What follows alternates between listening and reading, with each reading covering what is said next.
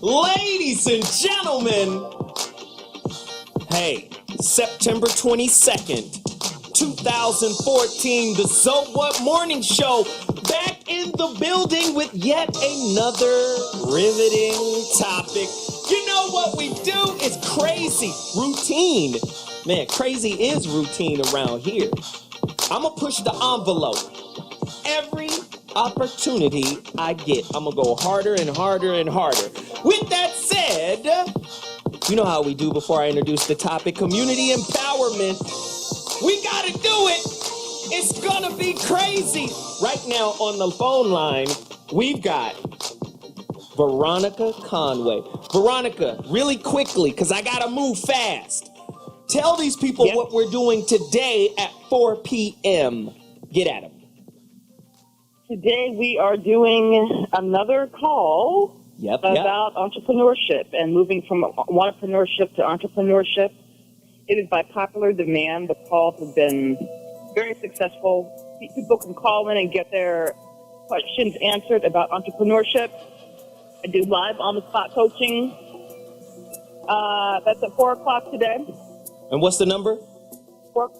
It's 425-440-5100. And the access code is 636-167#. Okay, I'm going to need you to say that again really slow the way I like it. Okay. All right. Come on, put a little honey on it. So you can call in from 4 o'clock Pacific, 7 o'clock Eastern. And the number to call is 425-440-5100. That's 5100.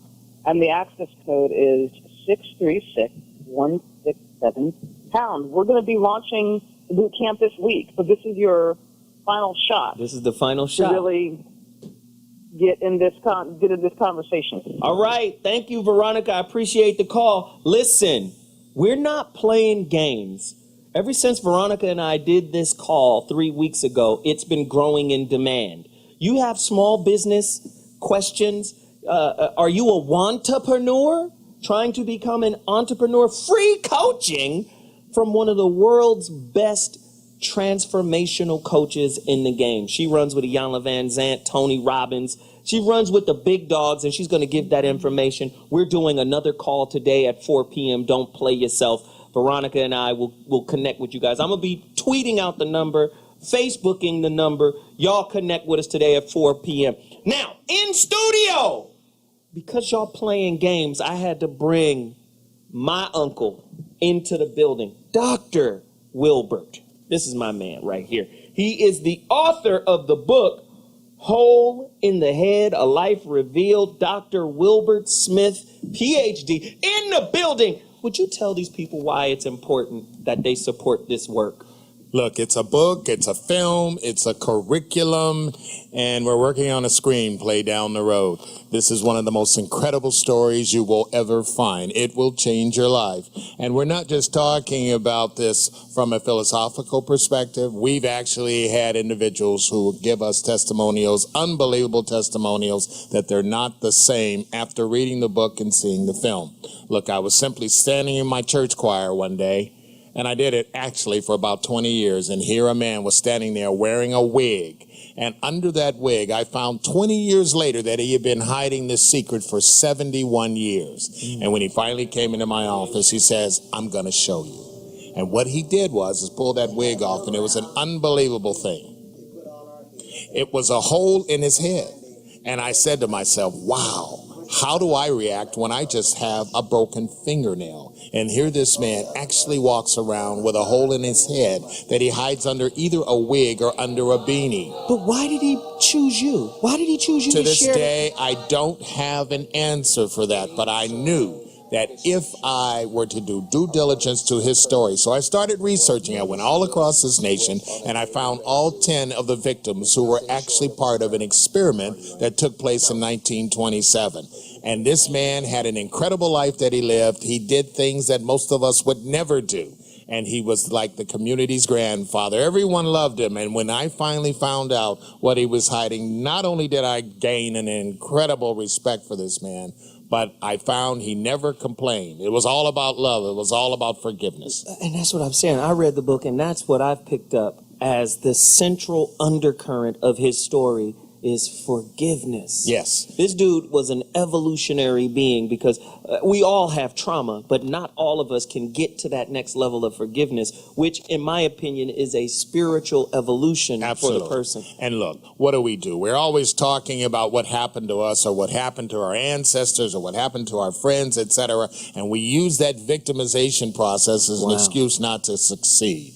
And here is the preeminent example that you can see of a man who not only succeeded, but he was an incredible performer. Listen, right now, this is a call to action. Where do my fans, my listeners, my family out there, because you guys are not fans, you're family. Please forgive me for saying the word fans, it's disrespectful. You guys are family. Where can my family support you by getting your book, your DVD? Where do they buy this book right now? This is a call to action. Website, www.holeinthehead.com, holeinthehead.com. Not only will you see some incredible information, you will find that Blair Underwood is now the face and voice of the project. You'll see Dennis Haysbert, who's the all-state pitchman, who actually narrates this film. And he volunteered his time to narrate it. And ladies and gentlemen, I will tell you, Dennis normally has an incredible fee. But he says, I wanted to be part of this project. The Archbishop Desmond Tutu, all the way from South Africa, says every family should own this. And universities are asking kids who are on academic probation to first take part in this program. And we found that at one university, not only did they take part in this, but they improved their grade point average by an average of 1.3 grades. And many of them said, I was getting ready to drop out of school, but I decided I'm coming back. Look, this is a man who was a janitor most of his life, but yet acquired 28 properties. And left $5.8 million to his church upon his death. Now, this is a man who was a janitor. So it tells us there's a lot of lessons there that we not only can learn. It's about love. It's about forgiveness. If you've got a spiritual perseverance. Challenge, oh my goodness, if you've got a personal challenge in your life associated around finances. Where can they buy the book? www.holeinthehead.com. All of this is in the book? It's in the book. I don't want you to give away too much of it. You go get this book, and I guarantee it's going to change your life. It's not going to be the same. I just want to thank you, Dr. Wilbert Smith, for coming in and sharing that. I urge you all, go buy this book, this work, right now. I urge you to do that. We have to support this. On to other things. WeJuice.com. Continue to support the brother who has his own juice company. He's a fitness trainer, Hassan McCullough. He's a friend of mine. He does good work. Support this business. Everybody know what the sicknesses and the illnesses are in our community. Everybody needs to juice. You bought that man on a late night infomercial with the giant bushy eyebrows. You bought his juicer. Why not support this brother who makes it for you and sends it out to you? WeJuice.com. Support that. On to the books. Dr. G, Get Out of Your Own Way. Dr. Mark Goulston, right? Please support Dr. Mark Goulston, as well as Just Listen. Bam. Please support Just Listen, Dr. Mark Goulston. Also, Bobby Glanton-Smith, Real Men Don't Play. Go to his website right now, Real Men Don't Play. And for all of those who are serious about this, the Rebirth of Seeds is about done. From last week, we only have 30 copies remaining. If you want your autographed signature copy from me, because I'm not printing these anymore, This is it. If you want yours, you got to go to IamZoeWilliams.com and make it happen. Last week, we had 50 copies left. This week, we're down to 30. And for all of those who ordered last week, I'll be sending out your packages tomorrow. Please, please, please support. I'm rocking Ramo Mart. King Shabaka. Look at this. It's the flyness, man. Please support this brother out of New York. He's got the flyest gear in the game. Please. RamoMart.com. Pharaonic Designs. Support PharaonicDesigns.com. They have a lot of affordable, very nice looking garments, man. I love their stuff. I love the brother's spirit and energy. Please support the brother. Arise Hospitality, right? The Black Home Office Depot. The Black Staples. Support this business right now. Hey, no clog plumbing, right? Support No Clog Plumbing. Black-owned plumber. He will come fix your plumbing. We got to support this. No Clog Plumbing, drain and sewer cleaning. We got to support them. Who else do we have on deck? Oh, yeah, Easy Boy Web. Got to support them. Black-owned businesses, the brothers, they build your website, social media, anything you need. Support Easy Boy Web. And before I go to break, Outdoor Life, the ultimate survival manual. 333 skills that will get you out alive. Wilderness, disaster, urban. Written by Simon, or published by Simon and Schuster. Outdoor Life, the ultimate survival manual. Get it right now. Zoe Williams coming back with guests. It's about to get crazy. I'll see you in a minute. Deuces. They got through the USA Patriot Act, which removes many of our liberties. Nobody made a sound when we lost habeas corpus, due process of law. And suddenly Bush managed to get rid of it. Where was a voice on television, aside from mine, that spoke out against this? Where are all those noble jurists, those great lawyers, those lovers of liberty? Where the hell were they? They were nowhere. Now we have a totalitarian government. And the totalitarian government wants to watch everybody, total surveillance of everyone. They listen to the telephone conversations. They look at your credit cards. They look where you travel. We are totally policed. This is contrary to everything in our Constitution. A 2010 Pentagon directive details what critics say is a policy that envisions the Obama administration's potential use of military force against Americans. The directive has non-controversial provisions on support to civilian fire, emergency services, and domestic use of the Army Corps of Engineers. But the Washington Times reports that the troubling aspect of the directive is that it outlines the presidential authority for the use of military arms and forces, including drones, in operations of domestic unrest.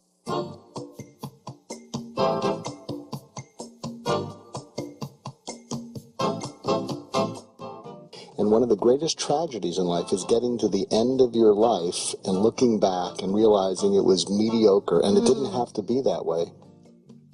The number one reason is people are unwilling to listen and care about what's important to the other person. But what if you could be someone who dared to care about everybody in your life? When you're in love, smoke gets in your eyes.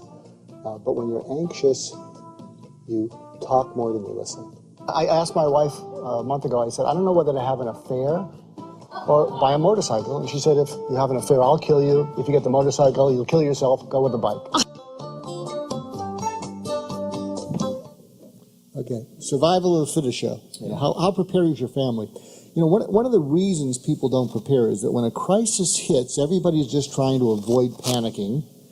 And so they run around and they're doing all these things, and then as soon as it passes, anything that reminds them of the crisis they want to avoid. So one of the reasons people don't follow up after a crisis is everything they do reminds them of it. I think some of the people that are now making earthquake packages where you don't have to think, just buy this, it has everything, I think that's the way to go. You know, just buy this package, it'll help you prepare. One of the other things, and this gets into, you know, my passion for parents helping their kids be stronger and successful, I really believe we have to go to do as I do, not as I say. because there's a saying that children don't listen to their parents, but they never fail to imitate them. And so one of the things, especially the bad stuff, and so one of the things I'm suggesting, I'm actually talking to a charter school this evening, to the parents, is I'm going to have them make a commitment, try it for a week, that every day, everyone in their family, they, their spouse, and their kids, every day, they're each going to do something they don't want to do, but it's good for them. And then they're going to compare notes at the end of the evening. Because a lot of times when kids see their parents saying, well, you don't do what you don't want to do, and even though, and the parents say, well, do as I say, not as I do, well, I'm sorry, we imitate. Wow. And so I think, but that's what I would say to parents who are listening in. Try that for a week. Every day, everyone in your family says, we're each going to do something that we don't want to do that's good for us, because what this comes down to is a word, I don't like the word, but because I probably don't have it, is self-discipline. And self-discipline starts when you have to do something you don't want to do, but it's good for you. Wow. And with that, that's our setup for today's topic.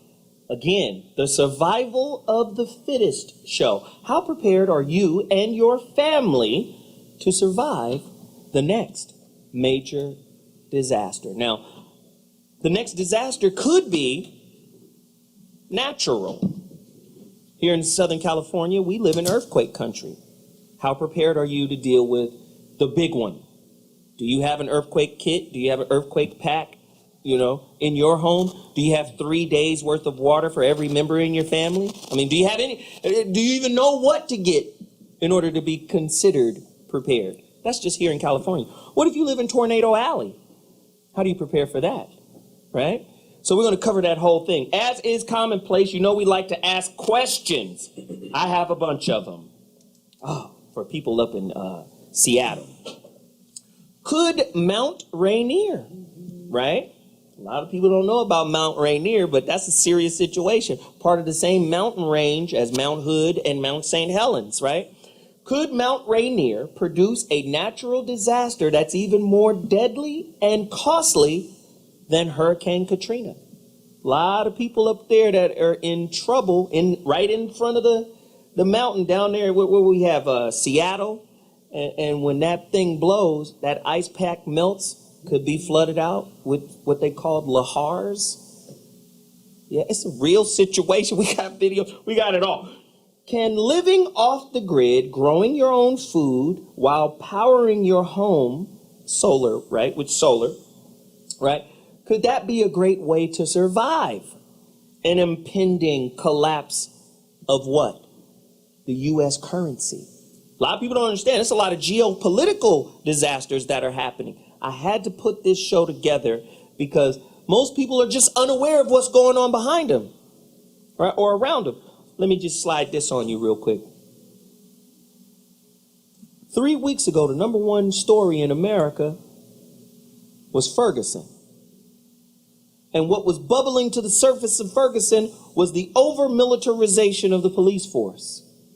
And that caused people to come together. Men and women come together. Let's fight this. But in fighting it, could we have accidentally uncovered a plan? What plan? Why are the police being over-militarized? Does the government know something you don't? Well, guess what? It's about to be anarchy. Because in other countries, what are they fighting over in the streets? Food. They're fighting for food. Does the U.S. government know something that you don't? Right? Did we get a little too close to the plan? It's about to go down. How prepared are you for the next natural disaster? It's about to be crazy. I've got guests in the building. Uncle Bobby, fresh off of his southern trip downtown Memphis. He's back in the building with us right now. Welcome back to the show, Uncle Bobby. How you doing, sir? If I was doing any better, I had to take something for it. Yeah. Oh, we got wisdom in the building. Ladies and gentlemen, Uncle Bobby. Also, highly, highly, highly recommended gentleman, James Martinez. Also a radio personality. His bio is so long and so detailed. It's harder than all of these books right here. But he's going to be able to shed some light. One of the first questions he asked me when we talked on the phone was, is this a free speech network? I knew right then we got a goddamn firecracker in the building, and it's on and cracking. Welcome to the show, James Martinez in the building. Of course, Dr. Mark Goulston, author of Just Listen, and this other one, which I love. What? I can't. Don't talk to me through the window if I can't. It's very disrespectful.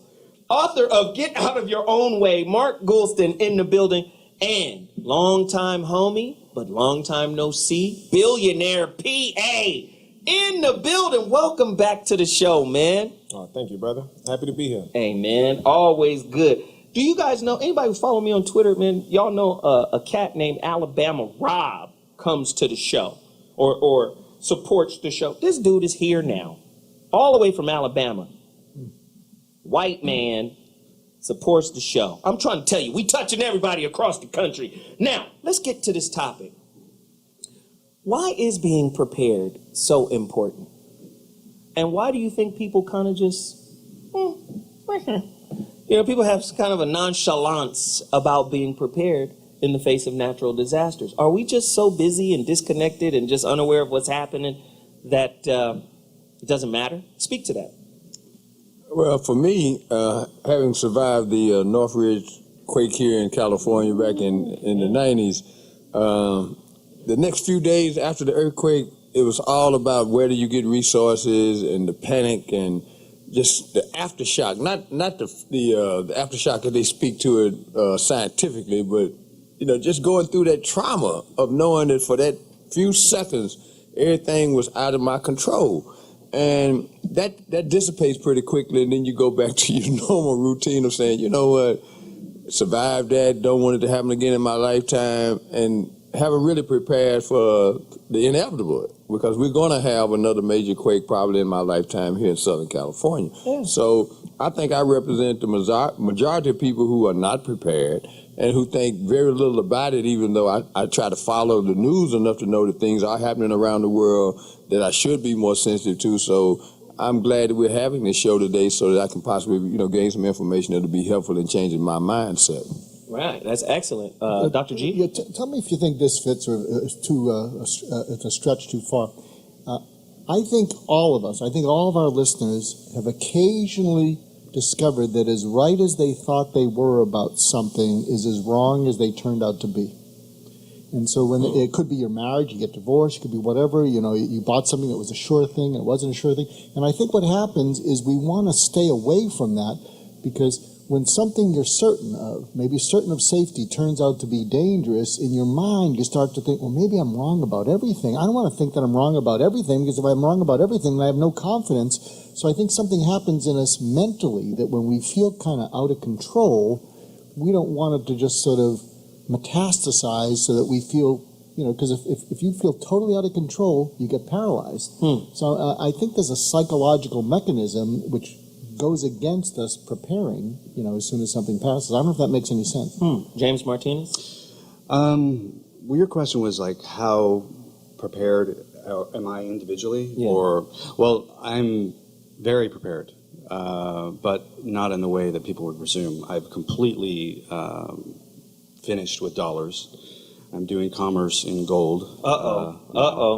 I've had Federal Reserve notes. I've gotten rid of all that because I've been involved with the banking infrastructure and the global currency reset. And I've just returned from meeting the Attorney General in Utah, where much of the people there are, they're not even using dollars anymore, and they're using merchants to do gold transactions back and forth. So on a financial level, I am very well briefed, but in terms of a kind of where I will be placed when the action goes down, I'm mobile and ready to move at any moment. Oh my God! Mostly because we got all these fault lines with nuclear power stations on them that nobody seems to want to pay attention to. How about it, Fukushima? Sure. Hey, exactly. Guess what? If that just blew your mind, we'll be back with more James Martinez. It's about to go down up in here. Woo! Survival of the fittest. So what mornings? We'll be back at 2.2. Holla! Jeff Brown has made it back to the show. That dog's like, what the hell? Hey, I have a real serious question, though. Can the collapse of the American dollar, which everybody says is pending, Ron Paul and all of these guys, could the collapse of the American dollar be the most devastating, pending, unnatural disaster Americans could possibly face? I know you want to talk. You just got here. So I got to make up for lost time. Yeah. The world, the most devastating thing that the world has seen would be the collapse of the dollar. In my opinion, it's only being propped up until there can be an infrastructure in place to kind of control the damn anarchy that's going to happen. Is this why they're over-militarizing the police forces across the nation? And why they're putting medians everywhere. Medians. Oh, yeah. Okay? So crazy people can't make U-turns. So we can get all these ants. Going this way. Why do you think? Look at the new subdivisions in suburbs. Look at them from overhead. They're mazes. They look like there's plenty of ways in and out. No, they ain't. There's plenty of ways around in this goddamn habit trail, but it ain't but 2 or 3 ways out, and we gonna put army at each one of those. But this is what I alluded to last week when I said 3 weeks ago, the #1 story in the nation was Ferguson, and that spurned and caused all of this unification through protest, right? So in doing that, people started saying, okay, who's sitting on the council down there? Let's start mobilizing the vote. And it's 67% black there. So let's mobilize the black vote. And then black men and women came together. Mm-hmm. And then again, I said this before, September 8th was supposed to be this huge boycott of all the corporations. September 9th, the Ray Rice video comes out and changes the national discussion from Ferguson to domestic violence. And then back to back, right? Football. Domestic violence. Back to back. Now we're not talking about that anymore. I think it brought some attention to... You mean the Pentagon is the source of the militarization of the local police department? So when that discussion say, hey, wait a minute, they're going to connect the dots. We need another national focus. Let's get them off that. That's why the Muslims are so strong in the Arab countries, because they don't have all these distractions. We hate y'all every day.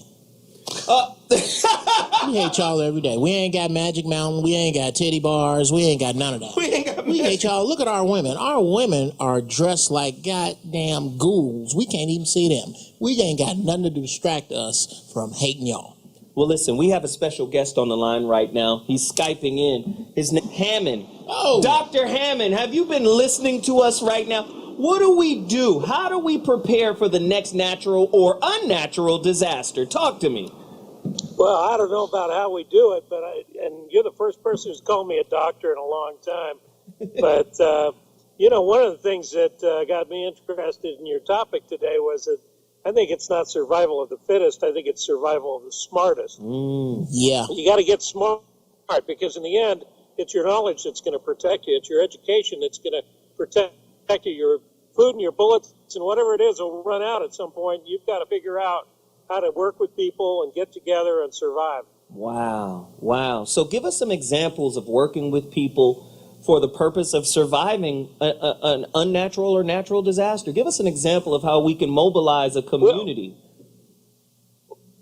Well, one of the things that I do, I got this little blue shirt on today, and aside from being a college professor, I work with a group called Rocky Mountain Rescue Dogs, and we work all over the West and look for people who've been lost in the woods.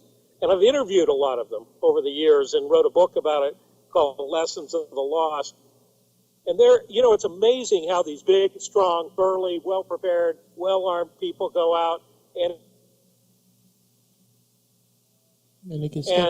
we had one case, a very timid, quiet maple woman from Canada, very timid, and she lasted for 38 days in a van in Nevada, stuck in the desert.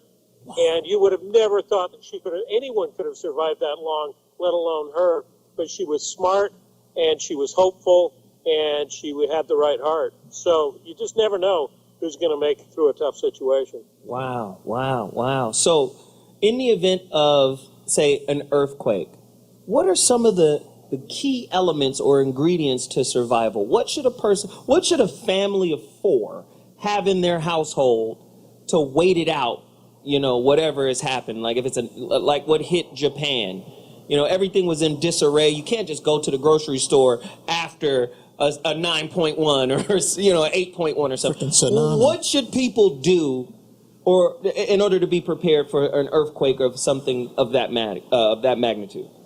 You should have food and water and energy, light, and cooking for 72 hours for each person, okay? Plus maybe a visitor or two.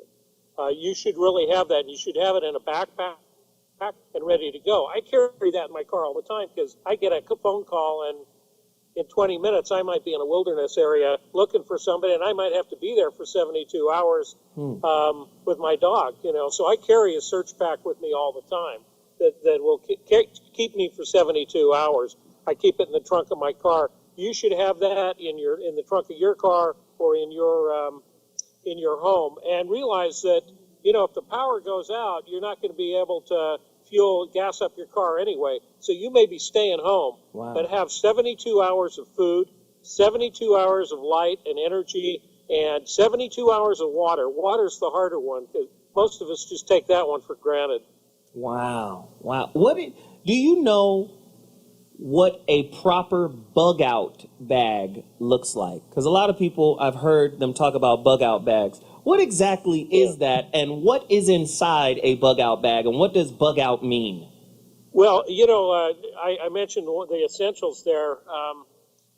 One of the things you got to have in it is cash, because your credit card isn't going to work. And so, if the electrical system or the internet's down, you got to have cash.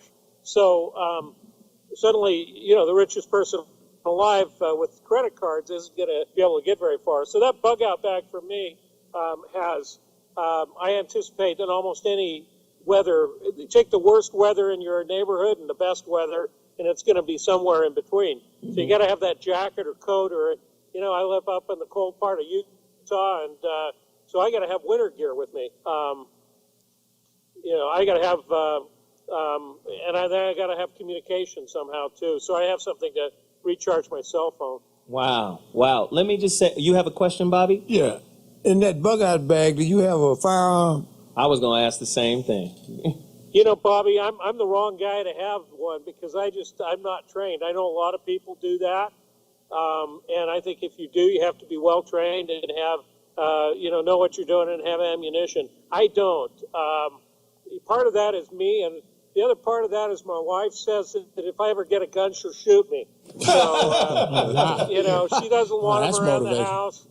And we have kids and grandkids around the house, and so her idea, she says, you buy one, you die. So I'd rather just stick around. Hey, Doc, this is Jeff Brown. Have you seen the show Revolution? About the power. One of the things I've taken from that is the bottle of poison. I'm going to have a bottle of poison in my bug out bag for intruders, for invaders, marauders, where it looks like it's something good, like it looks like some scotch. And hey, you guys, they pass around. Y'all drink that. Hey, Dr. Hammond. I think that's real clever, but I tell you honestly, and this is the professor in me talking. I'm a pretty boring professor, but the professor in me says that when you have those kind of situations, you got to be prepared. Maybe with a firearm, maybe with poison. But in most cases, in Japan, I looked at Japan really carefully. I went to Katrina. You guys all remember 9/11. Those were good times for us to pull together as a people and to take care of our neighbors. They really were. They brought out, in the most cases, the best of us. Wow. And, did we miss and make some mistakes? You bet. But there were a lot of neighbor on neighbor doing good things. Wow. So let me just say this. For all of my listeners who are my family members, extended family, who are listening to the show right now, how do they connect with you? Do you have a website? Do you have an email? Or do you take email requests? Because people may have questions and want to know, how to get prepared. How do they reach out to you? Yeah, I have it's called Lessons of the Lost. Okay, so that's an easy one to remember. Lessons of the Lost. You can go to lessonsofthelost.com You can buy the book. It's called Lessons of the Lost. It's in any bookstore and Amazon. And if you'll send me an email at scott@lessonsofthelost.com, I'll send you a list of that 72-hour kit or that bug-out kit without the gun, or the poison. Sorry, Bobby, but I'll just send you what I got there. And so if anybody wants that list, but you can also get that list at the government FEMA website. Wow. So, hey, thank you so much, Mr. Hammond. We appreciate you. And we got to go. But you know what? You're more than welcome to come back anytime we cover this topic. Thank you so much. Now, call me anytime. You got a great show. Thanks. Thank you, bro. I appreciate it. Now, let me just say this really quickly.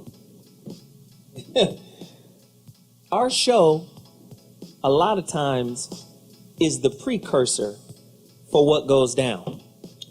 So my show typically is kind of timely, and I don't want to put it out there like something big is going to happen. But I think it's going to happen. Something big is coming. That's why we got to do this kind of show.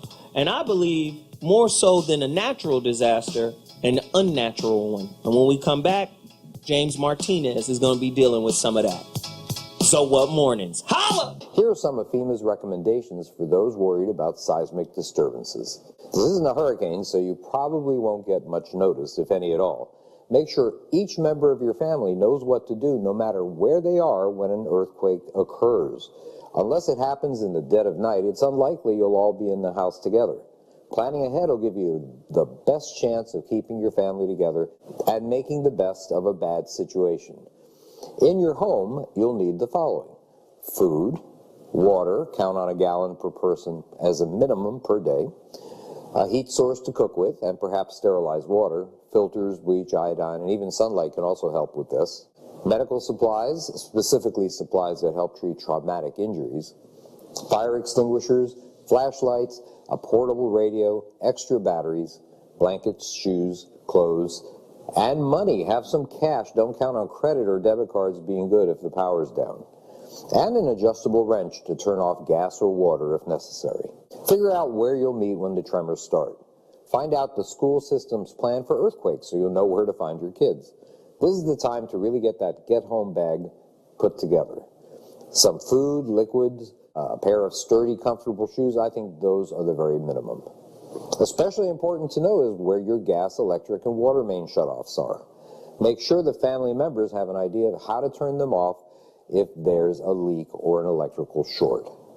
Know where the nearest medical facility is, but also make sure you've taken the Red Cross First Responder course. EMTs are going to have their hands full. They may not get to you quickly.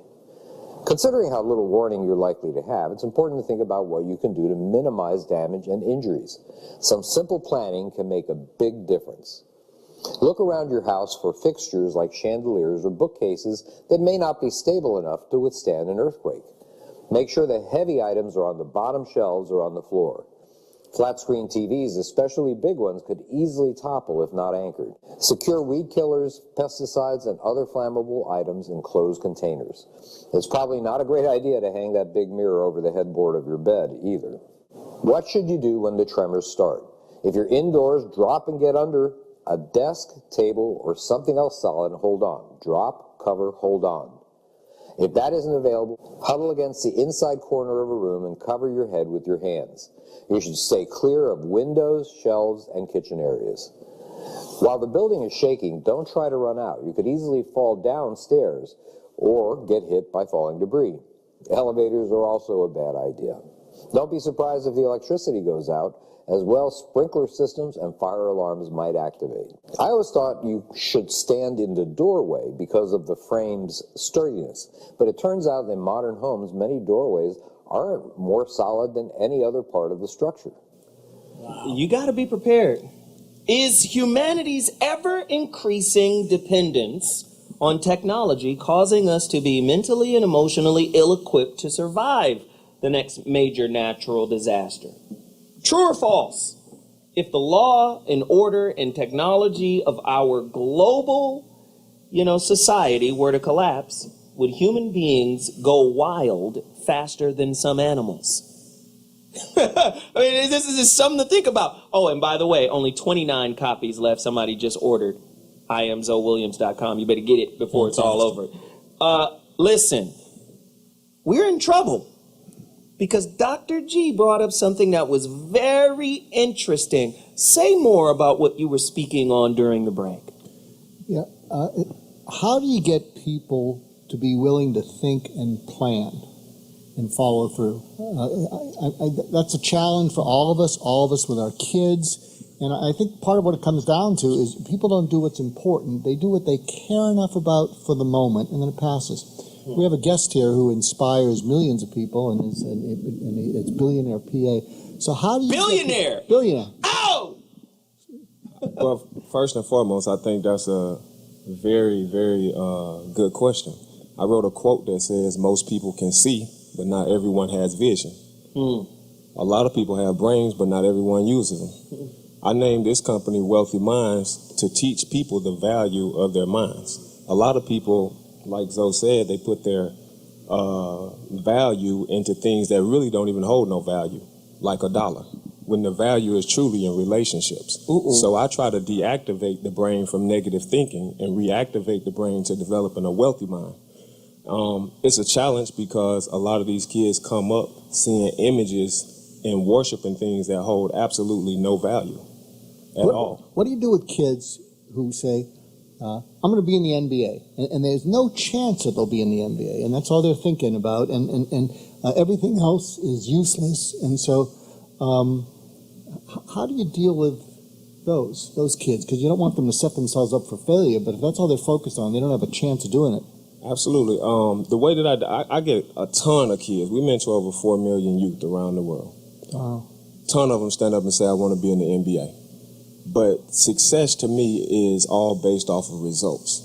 If you can, I don't want to distract the kid's dream if that's his dream, because I do believe you can get whatever it is out of life that you want. But what I teach them is for me to get to the point that I'm at, I accomplished a lot of success. I got 1 degree, I got another degree, and then I got another degree. So I built a history of things that I could look back on in case the NBA don't work out, then I could fall back on something else. And so what I teach these kids is to go out and get just plan for a plan B. But my dream is Wealthy Minds. That's interesting because everybody not gonna make it. That's interesting because if you really want to talk preparedness, if you're trying to be an NBA player, preparedness is key. It's called training. You understand what I'm saying? And that's why when they're recruiting these kids, they're not recruiting just the athleticism, they're recruiting the mentality. Oh, this kid has a hell of a work ethic. That's who I want. Right? So again, preparedness goes into that too. The 6 Ps. But what the doc said that was interested in, you only prepare for shit that you're interested in. And unfortunately, for most people in America, they're dumber than their smartphone. The smartphone is actually smarter than they are. The phone is smart. Go deeper, Bobby. This subject is real timely to me because a couple of days ago I was at an urban farm here in Los Angeles, right outside of downtown LA, and it's about 5 acres. And the reason Doc's question stimulated me speaking up to the mic right now is the fact that we have to control the narrative and inform people of what some of the alternatives are. Because we take those little small steps and get people conditioned to eating food that's locally grown, for example, then you become more aware of your environment and you start making better decisions based on some of the information that you can get from people like Brother Martinez here. Because he's enlightened me on the breaks to a couple of things that I was unaware of. And that's what I want him to go into. And Jeff, you have a quick statement, and then we go right to Martinez. Quickly about the NBA, what you were saying about the NBA. I have my oldest son was hell-bent on the fact that he was going to the NBA, and his mom was telling him, you got to study. He's like, no, I'm not going to the NBA, and I can't do. She said, address it. I said, son, the only way that you are going to an NBA game is if you buy a ticket, and here's why. Tears welled up in his eyes. Dad, I can't believe you don't believe in me. I said, no, that's not the problem. Here's the problem. In Brooklyn right now, it's raining, and there's a little boy who cannot go outside. He's getting on his mama's nerves, bouncing this basketball. Right. So he's bouncing a tennis ball with his weak hand. Yeah. He goes out. He battles against dudes Zoe size and bigger. And one day, you, with all your video games and your skateboards and your posters, are going to come up against this dude, and he is going to eat your ass up on Shaking Time. Now, if you are serious about the NBA, give me all this shit in your room. I'm going to give you a basketball. I'm going to get on the phone and to the dudes I know that are the hottest at this game, because I don't know basketball, but I know how to win. Are you ready? And he said, okay, I want to keep my shit, and that's why it's not. James, talk to us, man. Like, why is it so difficult for people to stay focused when it comes to preparedness? And they feel like it's not going to happen. Well, I will try to summarize it up with a little history I've been involved with. I was involved with the author of a book called Operation Mind Control, which came out a long time ago. It was the premise of the Born Supremacy franchise. Here we go. Manchurian Candidate. Yeah. Come on, man, give us that info. This was the exposure of MK Ultra and so forth. So what I learned through working with the people that went public with all of that is that there is a long-term plan to control human behavior neurologically through food, through electricity, through media, of course. Come on. And much of the things I was exposed to regarding the information about that has all come true. One of the things, since we were just speaking about it, is you talked about the smartphone. Well, the smartphone it's often referred to as the media extension of the human nervous system. It's the shrinking of the computer, where you have light speed communication, instantaneousness at all times and all places, and the extension of your how should we say, pattern recognition of going back and forth through a system. When I was in the back room there, I noticed everybody's heads were down and they were engaged with their central nervous system, which is a standard behavioral thing. Now, you asked earlier why much people are not prepared. It's because of the post-information environment, which I refer to on the radio as this absolute overabundance of the use of electronics for communications. Right. And the lack of this. Hello, nice to meet you. Making contact with somebody. Right. And having a conversation this way, which is passé now. Right. Because most people are interested in receiving the message rather than connecting to a message. The text that we often refer to that people get every day, people are, they almost fish to get a response. There's an anticipatory thing that's happening within the central nervous system that creates a lot of anxiety. So when people talk about being prepared for all these possible either staged calamities or natural calamities, I think that the introduction of the smartphones, the complete total destruction of our food supply, the complete total lies about our leaders that have completely, totally failed us because they've all sold out. I'm going to ask you this. Total moral bankruptcy, basically. I got to ask you this. 9/11, staged? Staged, definitely staged. Yeah. And I need to know, for what purpose? It was staged to create the phantom terrorist idea that we have to be at war till the end of time chasing a phantom around, where the U.S. and other countries are financing these phantom terrorists. Al-Qaeda, phantom, ISIS, phantom? Phantom, but it's designed to build barriers between people instead of bring people together, to divide people. That's what it's a whole for. The entirely thing is for that. And so this has been a long-term plan, so forth, to bring in kind of a global government, which it's not going to work. I mean, they're trying. When we come back, you're going to tell us what we should be preparing for in terms of the collapse of the dollar, sure. In terms of the militarization. Sure. What is coming down the pike when Zoe returns? It's getting crazy. Oh!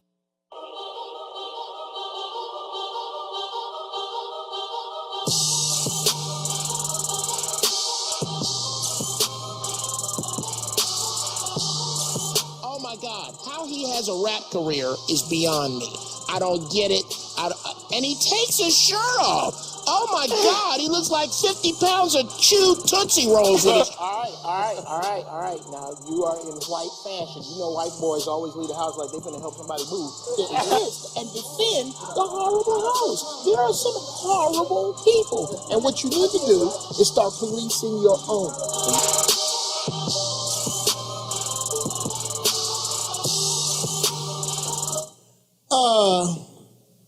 Today's rant is about you. You, the viewer. You, the people who love the So What Show. You, the conscious-minded, open-headed, free-thinking, don't drink the Kool-Aid people. That's who this rant is about. Today we are discussing apocalypse-level feces. I'm trying not to cuss. Apocalypse-level feces. Apocalypse-level bovine feces that is about to come down the pike. What usually is the pervasive mental energy is that we're going to save a lot of people or everybody with this show. Boycott and do this because we're going to save and we're going to change a lot of people. No, you're not. No, you're not. Idiots, rich idiots, poor idiots, idiots are going to die. There are going to be some people you know, some people you love, the same people that give you shit about smoking weed while they're eating ham hocks. They're going to die. It's going to happen. It's coming, and I didn't make it up. Nostradamus predicted it. It's in the Bible. It's in the Torah. It's in the Quran. It is in every major publication that has anything to do with the future. It's in movies. It's coming. And all the chit-chatting and all the, you better get prepared. 97% of the people who are watching this right now are not you. You're not going to make it. If you do not have a gallon of water per person per day in your house, you're not going to make it. If you do not have 10 canned goods per person per 3 days, you're not going to make it. If you do not have gasoline stored on your property, you're not going to make it. You there waiting on the new Jordans, you're going to die because you didn't have the sense to buy a fucking generator. That's what you need more than a pair of Jordans. How about a generator? How about a flashlight in every room as you walk in to the left? How about teaching your kids where they need to be? A lot of folk are going to die, and I don't care what the rest of this show says. Folk gonna die. Not me. I'm gonna get my shit to go. Ladies and gentlemen, that was the intellectual rant by Jeff Brown. Bobby had some questions. I mean, these during the breaks are pretty passionate. What's going on in here? And Corey Holcomb just joined us. Corey, what's happening, man? Hey, we talking about survival of the fittest, and we talking about in the event that the dollar collapses, in the event that another Ferguson happens, civil unrest, martial law.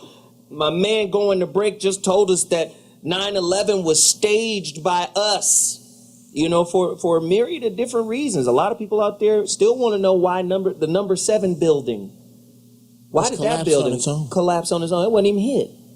And what was in that building? Why ain't no plane parts outside the Pentagon? How about it? You know, a lot of people want to know. Like, what's really going on? Was that whole thing staged to create the phantom terrorist you talked about before break?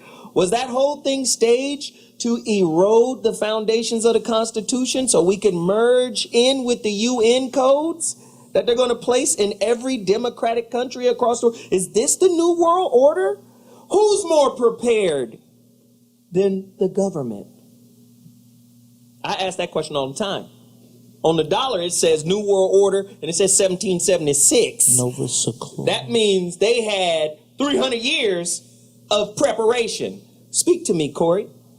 I just feel like it is all orchestrated, and that thing where you're talking about where you're going to need generators and everything, yeah, that's going to go down, and the people who you look to for help, those are the ones in control of the war that's going to happen, because from what I understand, they've been buying a lot of bullets in the government, and I would never think of nothing like that. Why? Because it's finna jump off. Why did the government buy bullets? I heard that on Alex Jones too. He said the FEMA bought like 3-4 billion rounds. Right. For what? It's finna go down. It's finna go down. All this stuff you see on television now with the attack of guys who, like my opinion, Ray Rice. You know, he made a major mistake. Right. But he's not a criminal, a known bad guy. Right. Because people who are bad guys, they're gonna keep doing it again and again. But they're not worried about him being a bad guy.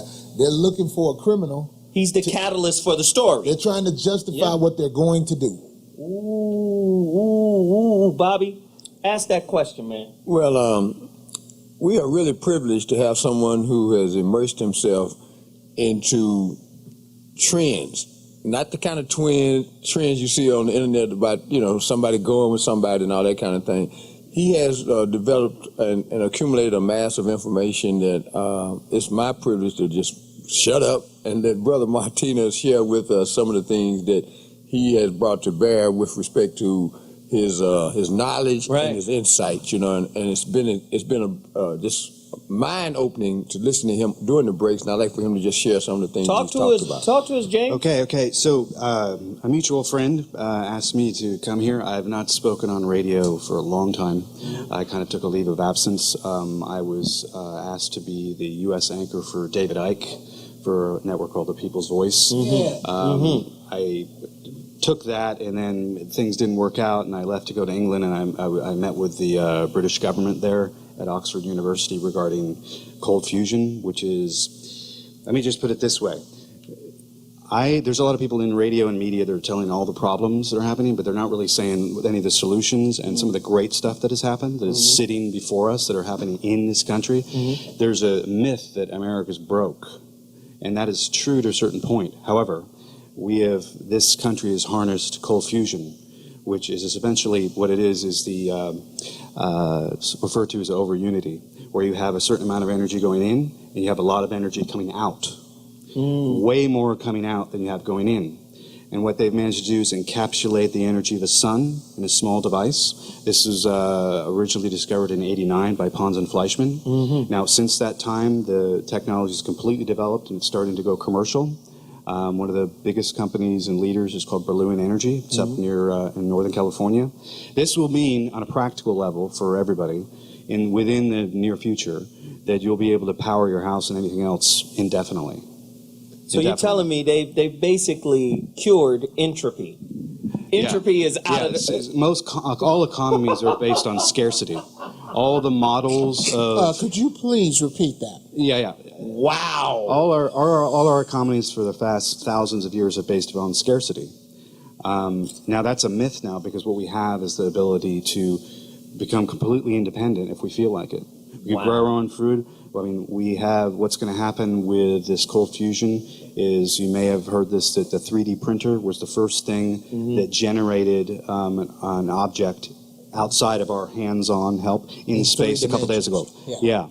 So what they're planning on doing, I know what their plans are, but the cold fusion issue, it's really important that people wrap their head around this, because we've been slaves for a long time and totally betrayed and lied to by the Pentagon, the intelligence communities, all the money people, all the banks that control the information flow to the public for a long, long time. So that I always speak about so people understand it, because this is within reach. I just got back from Washington, D.C. A couple of days ago. I was there meeting with the American Indians and their lawyers, because the American Indians are now going to be implementing cold fusion, and they're a big part of it. It's a huge, big story. And also, I'm also involved with nanotechnology as well, which I'm going to give to you. Oh, well, thank you. I take all gifts, including nanotechnology. Corey? When you have information like that and you put it out there in the world, where actually you're opening the eyes of people, do you ever feel like you're in danger? I've been threatened. Like that? I never wanted to get into radio. It kind of fell into me because I was suing all the banks. Because I was talking about the complete, total criminality of the banking system, and I came at it from a completely different angle, because I was going after the credit card companies. But what I was talking about was what was going to happen to currencies. I don't hang out with a lot of white folks. Man, that's my dude right there. My dude. You guys don't understand. He dropping bombs. Maybe you do understand. When you give information like that, even if it's in a small forum like this, they know who you are.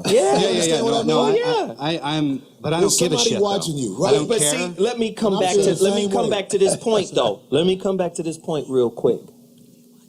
the illusion of independence. Right? Right.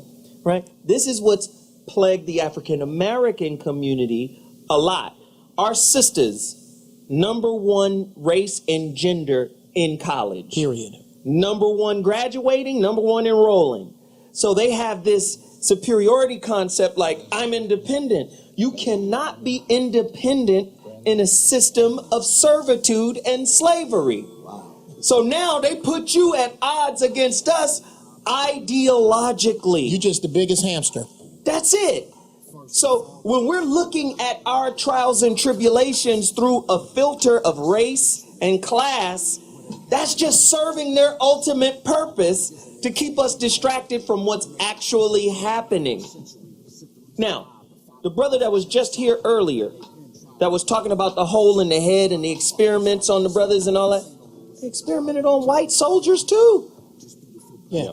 But because we have slavery as an ideological legacy and a traumatic albatross, we can only see it through that filter, and we don't know that they've been doing that to their own people too. Forever.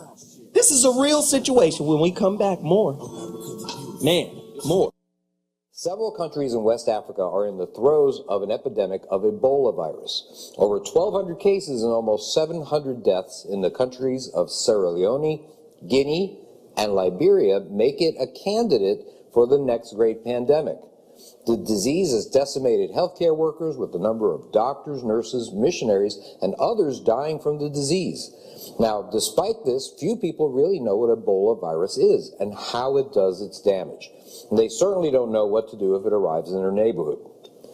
Ebola virus, a member of the filoviridae virus family, was first reported in 1976, where 602 cases in the Democratic Republic of the Congo resulted in 431 deaths. Ebola, named after the river where the first victims were identified, has several variants, a sign that it probably has the capacity to mutate. What do we know? Not much. How Ebola manages to first infect humans is poorly understood. Primates like monkeys and apes are possible agents of transmission, also called vectors, although birds, rodents, bats, pigs, and insects may be more likely to transmit the disease. The virus can even be transmitted to dogs, although they don't seem to get sick from it, the illness. Ebola appears to be transmitted through saliva and other bodily fluids, even sweat. The practice of relatives and workers washing a body before burial may have helped spread the disease. A 2012 Canadian study suggested that the virus may also be transmitted in air droplets. Now, given the highly contagious nature of the illness, this would be big trouble if true, but it hasn't been proven yet. Now, considering all the different parameters of the patent here, it's clear that they've been playing around with this stuff and studying it for quite some time. And they've been manufacturing hybrid versions, and that would kind of explain why there was this sudden explosion over there in Africa. It Crazy. So you know the CDC owns patents. Oh, yeah. On Ebola. The right? CDC is in Atlanta. Right. Which is, I wasn't finished. Where niggas live. Oh, okay, I'm sorry. Yeah, you finish eating lunch on air. Did I not share? Right. One of my own no, but see, and this is what I'm saying. All of this stuff is happening around you. They're moving Ebola patients around the globe. Somebody just went to Switzerland today, right? To be studied. They had it here in Atlanta. They had it in some other places. What's really happening? The war is on. What is, and under your nose. So while they're moving people around with Ebola, right? While they moving folks around the globe with Ebola, and they own patents and ain't no to the vaccine, right? Let's put out Megan Good's nipples. Right. Let's put out Dwayne Wade's wife. Let's put out some flicks of Rihanna. Let's have this major leak of nudity. All of these things are happening at the same time. Let's have this big national discussion on domestic violence. We know that the feminists and the women's rights, and they're gonna go bananas over it. Gloria Allred gonna get her hair dyed, and she gonna be out fighting, and it's going down. When the real situation that's happening is they're getting us prepared for an event Listen, in the 50s, it was harder to detect the manipulation. But now, with the pervasive technology that we're interfacing with, it's a little bit more difficult. Wait a minute. We can see things now if you're paying attention. Well, and we had more faith in the 50s. There was an undying faith in your government in the 50s. You know, you just said something that makes me glad Brother Martinez is here today, and the fact that you continue to do a show that's cutting edge. Because any devices that I use, whether it's the phone or the computer, you are inundated and bombarded the minute you turn it on with minutia. Yes. You have to dig for news. Yes. Even if you click on news, the news is sports and entertainment. Yeah. I'm like, you got to be kidding me, man. Yeah. You know, so to have somebody in the studio today who's really bringing relevant news to the table is really a joy to be a part of today. Corey? Absolutely. As this information is put out there, what would you suggest anybody?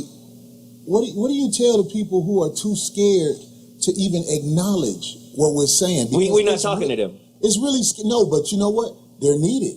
They are. I agree. Needed. I agree. So to wake them up, I'm just saying it might not be time to step to them and be like, you better come join the fight. You know what I mean? We got to prepare them with this kind of content. They got to be able to get it somewhere. That's what I say about that guy Barack Obama. He'll never tell you information that can help you. He'll only tell you information that can help the cause that he's running for. That's the only information he's going to give you. Ladies and gentlemen, we have a special guest online, Emil. He also works for the Department of Homeland Security. They're watching the show, guys. He deals with emergency planning. Let's talk to Brother Emil. Emil, how do we prepare for the stuff y'all planning? Well, first I want to correct you. I'm the Homeland Security Coordinator for the D.C. Department of Transportation. So I work for LA DOT. Okay. I'm similar to that. Okay. So what I do is, almost every local government, you got now emergency managers who help on the local level people get prepared for, we do emergency plans. One of my big projects is how we're going to evacuate the District of Columbia. That's one of the major projects because I got to work with the federal government. I got to work with the local jurisdictions in Virginia and Maryland, as well as with the local entities inside here, the embassies and everything else. But what I wanted, what I've been trying to do on my own as an African American ever since Ferguson, I realized September was Emergency Preparedness Month, and we haven't done a good enough job, in my opinion, to really go back to the end of the field and say, hey, look, we need to make sure that our people have these basic supplies at home. And a lot of these times our people will say, well, I can't afford to do that. You know what? I went out this weekend. You can go to a dollar store and get a lot of these items. Whether it comes down to filters, gallons of water, having, a plan. They can go online, go to their local government, see what hazards they need to prepare for, and develop a plan on how to deal with any type of emergency that would strike the area. Absolutely. How many people have an emergency plan that is similar to the and I'm talking about at home, that's similar to the emergency plan you have at work or that you have at school? Remember when we was in school, we had those basic plans where they say, now in case of an earthquake, you get under the table or you go stand in the hallway or Right. How many homes have a basic plan? And what I surmise is that we are so inundated with the minutia of day-to-day living that when we get home, we just drop everything at the front door and connect with Homer Simpson and get a sandwich and just try to breathe, right? Corey? I think you can better prepare the people for something like that by talking in the language that the people speak.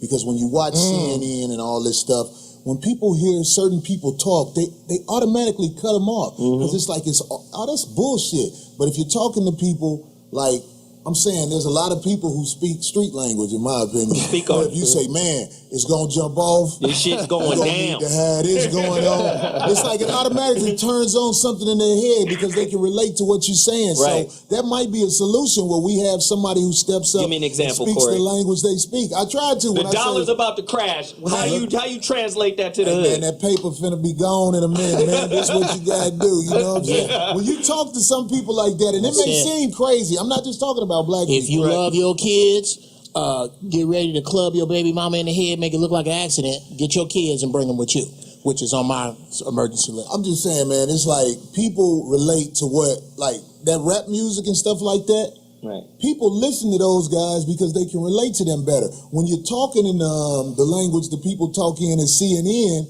it's going over their head because they got them cut off mentally. That's right. So let's come back to it. When we hear Weezy, Jay-Z, Beyonce, you know it's going down in the elevator when there's a Billy on the elevator, $1 billion on the... It's $1 billion of nothing. The dollar is worthless. It's worth a penny.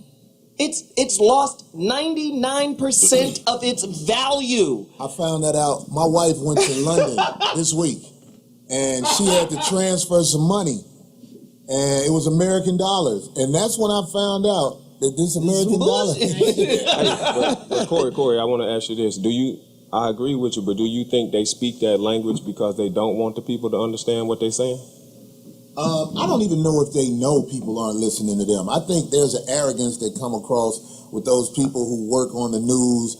When they get to talking, they think that something's wrong with everybody. I think that people have cut them off because, you know, man, you know bullshit when you see it. You know it. So when you've been hit with so many years of this nonsense, I'm telling you, man, when the news people are talking, man, people are not listening to them. Right. The thing they listen to is when you say something negative about them, and they can't do nothing about it because our voice is not on CNN. Right. Emil, I hear you. I think what Corey's saying is very relevant. I think, and that's why I'm going to go do some things on YouTube to show people, hey, look, you can go to the dollar store because when people start rattling off these supplies, and for me as even African American, it sounds like, all right, this is like for white people that like hunt or camp or something like that.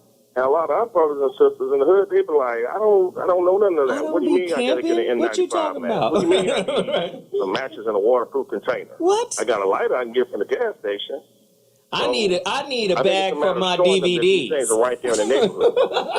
Right. I'm gonna keep my weed free. We out of touch. We are out of touch when it comes to this whole English language, if you ask me. We've blown it off. Right. We're not trying to learn it like they say you should learn. That's a great point. That's the first thing I think we've given up on. That's a great point. So when you're talking in this English that sounds like it's proper, hello, we cut you. You need to be prepared. Yeah, when you hit us with the 9 to 5, hi, I'm Matthew. I ain't fucking with him. Hey, listen, we'll be right back. Another quick break, but when we come back, we'll deal with the rest of it. Holla. You know, it's you can't blame a milk. The design is intelligent. And I ain't talking about no heaven shit. So if you blame anybody, then blame the programmers. We're just an alien ant farm or something. Super killer, a hybridized version that has a several times greater transmission and lethality, considering it broke all of their quarantine procedures and actually got through all their hazmat protection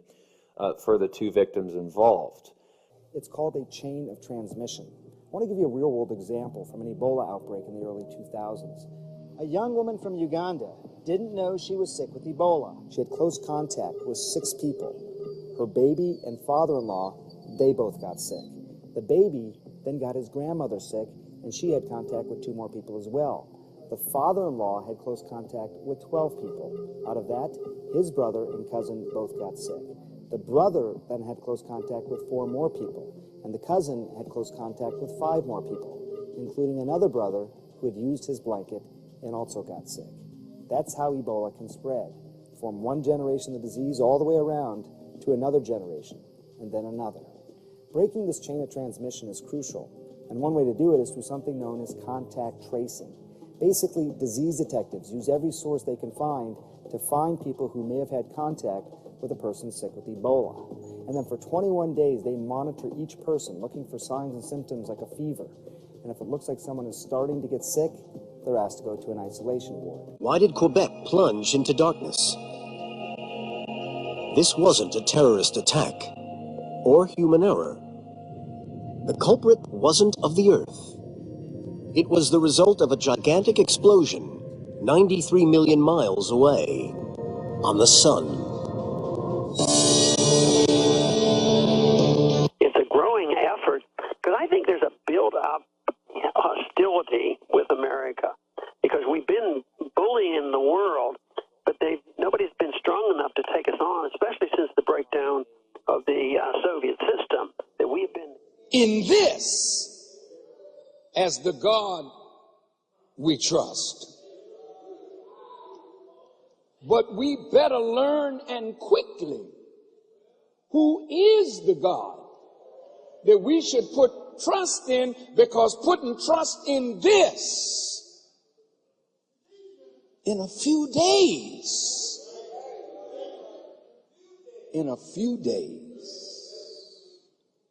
you're going to see men with Benjamins lighting their cigars, because the value of this will be worthless. Follow us today. The Honorable Elijah Muhammad writes, the stronghold of the American government is falling to pieces. She has lost her prestige among the nations of the earth. He's talking about America. One of the greatest powers of America was, past tense, her dollar. The loss of such power will bring any nation to weakness. For we know riots and political unrest have come to many countries across the world. We've seen dictatorships in Tunisia and Egypt fall, and we're seeing unrest from Iran to Libya and many countries in between. But many probably did not realize that these uprisings were caused in part by high food prices. How rising food prices and the shortages that we're seeing today, how they might become permanent staples, not just something that goes away. Well, we're seeing records. I mean, are you guys paying attention out there? Ladies and gentlemen, the Zoe What Morning Show has returned. I mean, y'all really got to pay attention to what this show is about. It's about engendering a conversation, an ongoing conversation. Today's topic centers around preparedness. Listen, how did America get into World War I or against the Nazis? How'd they get in there?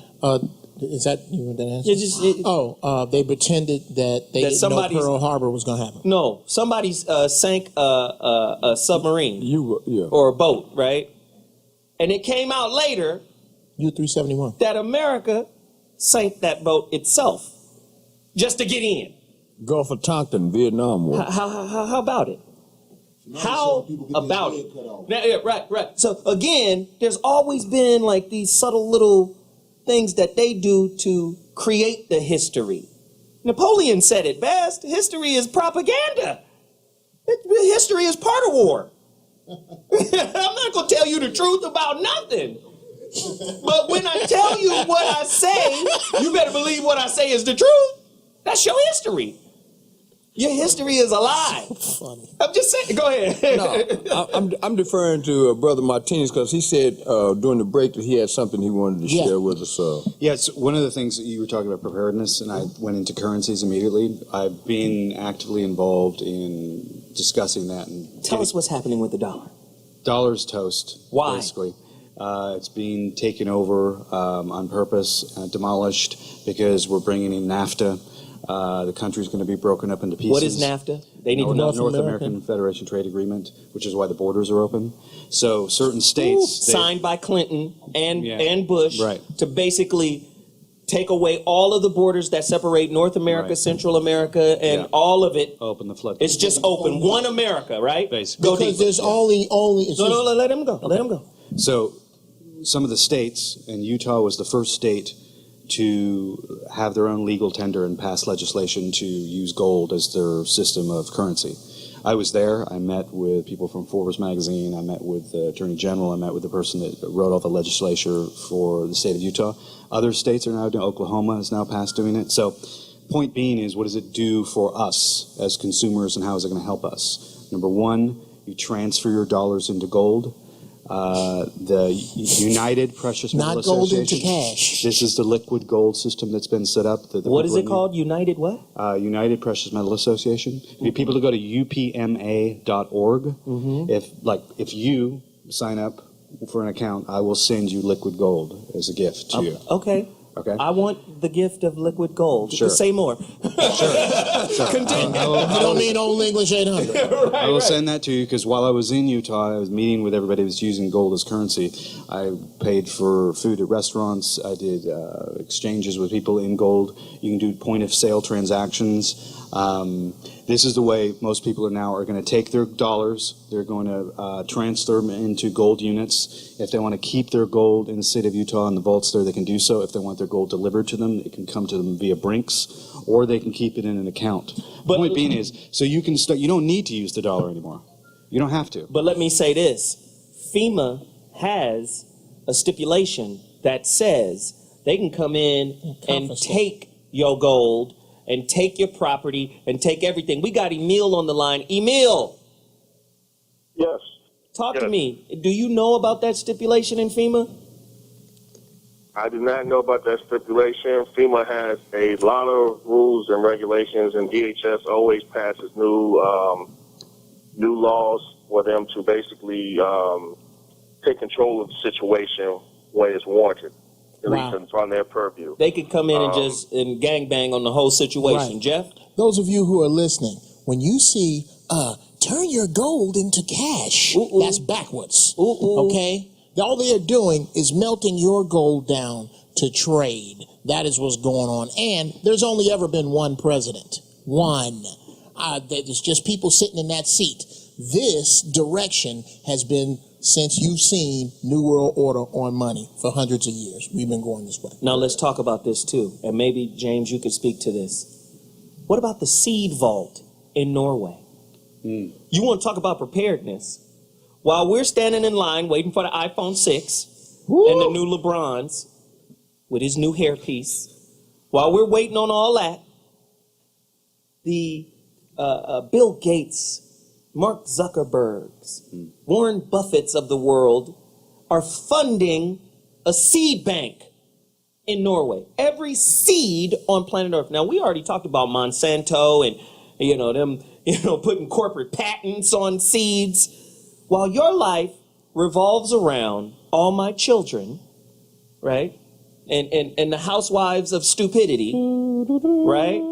They're preparing a new kind of future for you. And the same social systemic barriers that are in place, ageism, racism, sexism, and classism, are in place for that seed bank.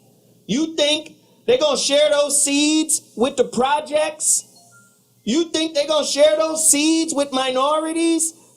You think they're going to share those seeds with the middle class even? Nigger seeds are $5.99 a pound. No. Speak to it, James. Well, this is part of the, basically the planet's being geoengineered. The current form of the human race that we're in now, and the biological impact and how we operate is going to be completely, totally changed. It's going to be merging with machines. We're going to be merging with nanotechnology. Transhumanism. Ray Kurzweil's involved with that. Google's involved with that. Oh, wait a I'm minute. involved with Kurzweil. Ray Kurzweil. The book of spiritual machines. Right. Get that book. The Quincy Jones told me to get that damn book 5 years ago. What did you say? Spiritual machines. Shit, so man, you got to get this book, man. Spiritual machines. You always say that, Corey. I met Quincy Jones through the homie Kool Mo D. What are you hanging with Quincy Jones? Hey, Kool Mo D got put on back on the block. I know. These are jokes, man. So, you know, because every time you run into Kumo, y'all got to stand off. He's like a hero to me. He don't get know. It's like, I'm telling you, talking shit about I want to say, Kumo D, be my friend. No, that's the big homie. But speak to that for us, bro. Yeah, they're geoengineering and getting rid of the current kind of human and bringing in new humans, new versions of You're saying humans. 30 years, a different biological human. Totally. We'll have nanotechnology inside the body. These seed vaults and whatnot are for the kind of the cleanup process of when they do bioweapons and release all those This sounds things. all fantastic and Star Trek-y, and we're fucking nutcase fringers. Really, though, this is what's happening, right? Yeah, well, most people, when they step out into the world in the morning, they're stepping out into a museum. Most of the good information that is people are confronted with in schools and education so isn't remotely accurate. Behind the national security curtain, that's where the action is. That's where the real people and the real money and the real banks, they have access to everything. To confirm, like, I don't read a lot of books. Right. I listen to a lot of audio. Right. But when I'm hearing this, it's like it's confirming everything I thought was happening. I never had any concrete evidence, but now I've heard enough just by listening to this brother right here and what we saying right now. It's like this is a sad movie to me because now I know all my fears are true. Right. Did it's you like know a sad movie. I'm almost at tears. I'm playing it out. Did you know that Beyonce was pregnant again? The fuck I care for? I don't care. Like, what's that? No disrespect to them, but what's Trying to care. Trying to care. I got nothing. They got Kim Kardashian on the cover with some princess in Europe. Like, who cares? Being a whore is trendy now. Yeah, right. It's something to aspire to. Right. You too can rise to the level of princess if you make a sex tape, bitch. Wow. So what mornings? We'll be back.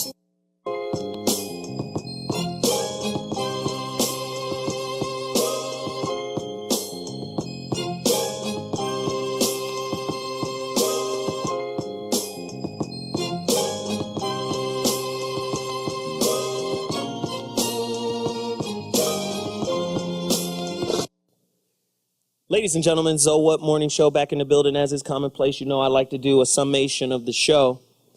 And, I'm just going to say, man, for as long as we're able to do the show, you guys should respect the fact that in a lot of ways we're putting ourselves on the line to have this conversation so you can have it in the privacy of your own home. This ain't private. This is very public. Broadcast all over the world.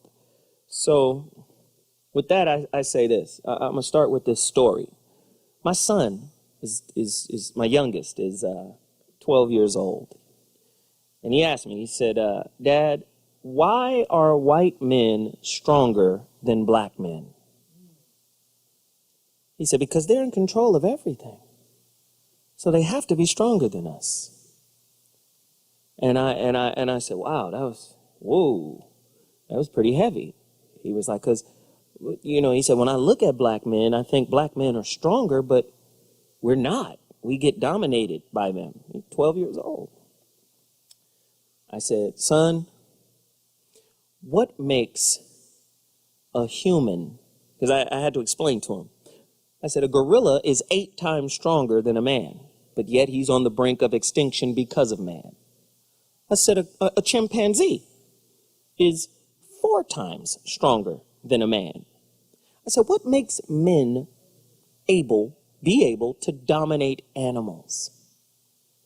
He said, I don't know. He was like, well, what is it? I said, it's organization. It's intellect. Well, Dad, are white men smarter than black men? Because didn't we create civilization? So if we created civilization, how can they be smarter than us? I said, no, they're better organized than us. How do you disorganize a people? You strip the knowledge of who they are, who they were. Whoever came up with the strategic war plan of making history a lie, right? You can't say it was white because the Egyptians lied on the walls, right? The Egyptians lied on the walls. You go read the walls in Egypt, they never tell of losses. They only write the victories.